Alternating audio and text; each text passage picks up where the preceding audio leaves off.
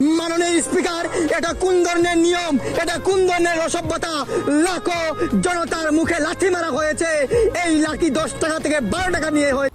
Doctor ইউনূসের Bangladesh এবার মোটামুটি 5 কোটি মানুষের গোয়া মারা শেষ।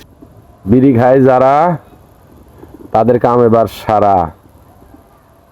এবার বুঝো ঠেলা। চাউল ডাউলে টাকা নিতে হইব,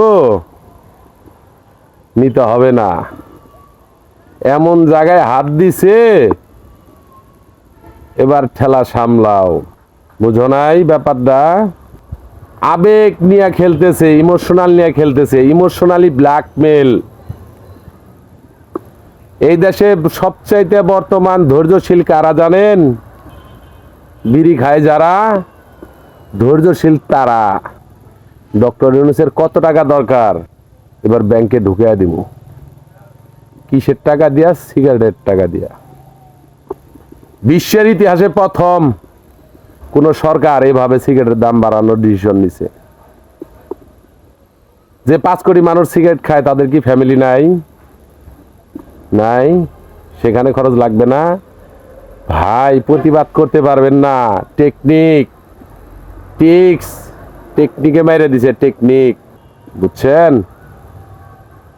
কেউ কথা বলতে পারবেন না।